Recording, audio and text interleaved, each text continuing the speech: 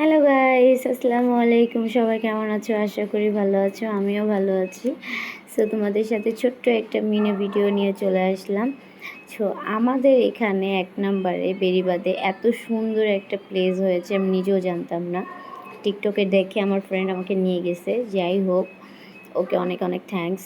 আর এই ভিডিওটা ছোট্ট একটা ভিডিও, তোমাদেরকে না দেখালে নেই। এত সুন্দর ওয়েদার, এত সুন্দর জায়গা যে আমি গিয়ে আবার যা মাথা ব্যথা ছিল ওটাও শেষ হয়ে গেছে। এত ভালো লাগছে আমার যে দেখো আল্লাহর প্রকৃতির কত সুন্দর, যে আমরা যতই ঘরের বাতাস খাই না কেন, আল্লাহর বাতাসটা আসলে অনেক সুন্দর। কেন এখানে আমি একটু ভিডিও করছিলাম টিকটকের জন্য।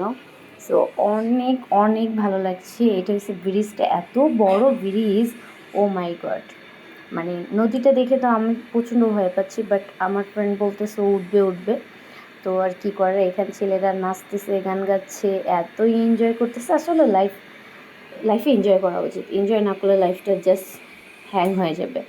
সো যারা যারা যাওনি এই 1 নম্বরে বেড়িবাঁধে, অবশ্যই সবাই যাবা। অনেক সুন্দর একটা প্লেস, অনেক ভালো লাগে। আমি এখানে অপেক্ষা করতেছি, ট্রলার আসবে, এখানে আমরা উঠবো, ট্রলারে করে আমরা ঘুরবো 40 মিনিট। সো ট্রলার চলে আসছে। সো এখন আমরা যাব।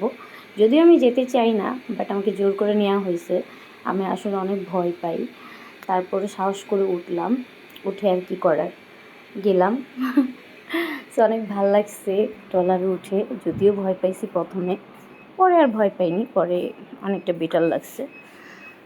তো যারা যাওনি অবশ্যই এখানে ঘুরবা, ট্রলারে নৌকায় যে ইটাত করে ঘুরতে মন চায়, ঘুরবা, মনটা অনেক ফ্রেশ হয়ে যায়, টেনশন ফ্রি। মানে এত ভালো লাগছে আমার, আমি ঢং করতেছি, ভিডিও করতেছি। সো আমি আবার যাব কোনো এক সময়। তো আমার অনেক ভালো লাগছে জায়গাটা, পেঁপে গাছ। সো এই তো উঠে গেলাম ট্রলারে।